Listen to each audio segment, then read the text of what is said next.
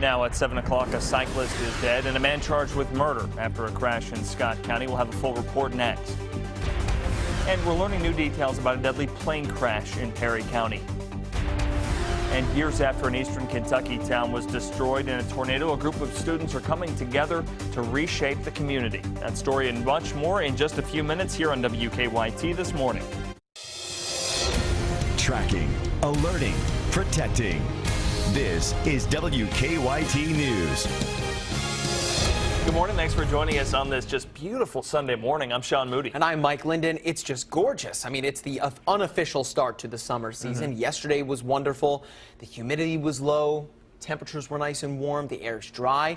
More of the same today. No complaints, right? I don't think you'll hear any from anybody. Nope. Gotta love it. Check it out live, or let's check out the live sky camera before we head to the radar.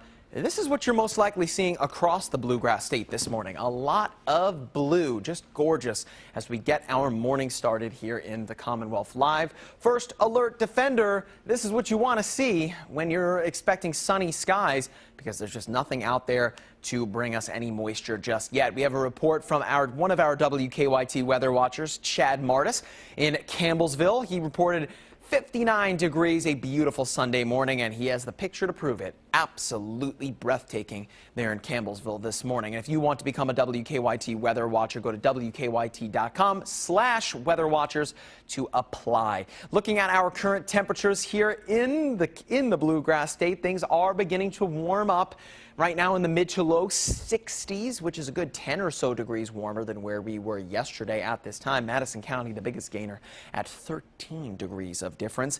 And yes, it will be warmer today than yesterday. Looking at the mid to low 80s, a lot of sun and clouds out there. Get out there while you can because big changes are on the way even for Memorial Day Monday. I'll show you what I'm tracking coming up. Sean? All right, Mike, thank you. Our top story this morning, one person is dead. Another is charged with murder after a crash involving a cyclist and a pickup truck in Georgetown. WKYT's Hillary Thornton is at the live desk this morning with the details. Good morning, Hillary. Good morning, Sean. The coroner says 57-year-old Mark Hinkle died after being hit by a pickup. Police have charged Odilon Paz Salvador with murder. It happened a little after 4 o'clock yesterday afternoon on Lemons Mill Road near Sutton Place subdivision. Georgetown police say the driver of the pickup crossed over the center line, overcorrected, then hit cyclist Mark Hinkle head-on. Police say the suspect was driving under the influence and fled the scene. He was arrested a short time later a few miles away at a trailer park on Lyle Road. Hinkle, who was a well-known attorney in Lexington, was finishing up his ride in the Horsey 100 on mile 99 of the 100 when he was hit. This crash came just hours after another deadly crash, a two-vehicle crash on Interstate 64, also in Scott County, making for a tragic start to this holiday weekend.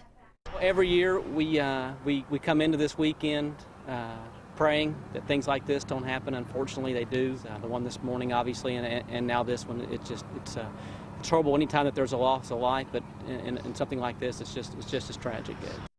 Now, organizers of the annual bicycle ride say that in 38 years of the Horsey 100, this is the first fatality at the event. At the live desk, Hillary Thornton, WKYT.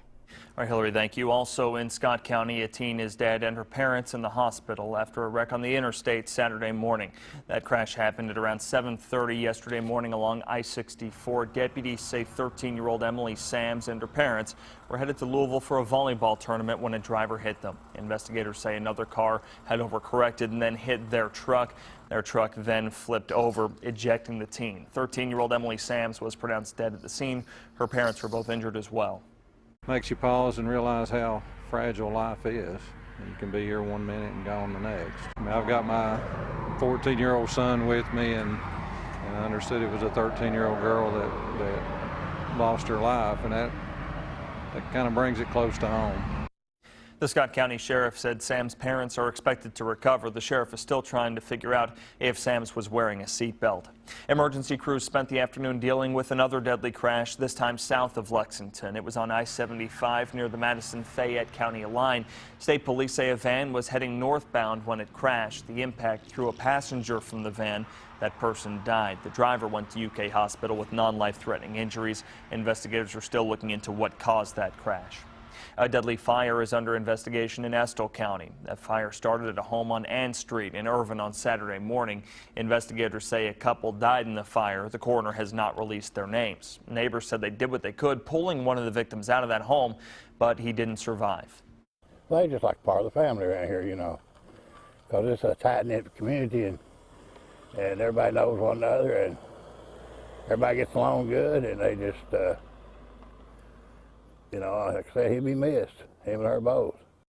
Investigators are still trying to figure out what started that fire.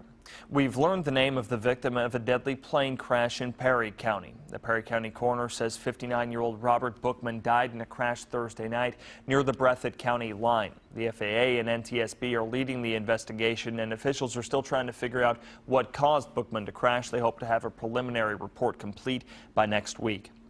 3 years after a tornado destroyed much of West Liberty, a group of students are coming up with ways to continue rebuilding efforts. Architecture students from the University of Kentucky submitted proposals during a town hall meeting in West Liberty. Students talked about a 200-foot greenhouse that could become an icon for the city. They also suggested bike parks and a cultural heritage center. Your time on this Sunday morning is 8:06, and we're just getting started. Have you ever gotten food poisoning from a bad piece of meat? Well, a group of scientists have come up with a new way to make sure that ribeye in your fridge is grill ready. That story's coming up. And I know you're probably thinking yesterday, can it get any better? Well, short answer, yes, it can. Check out how it looks outside right now, but big changes are on the way for Memorial Day Monday. I'll show you the storms that I'm tracking coming up.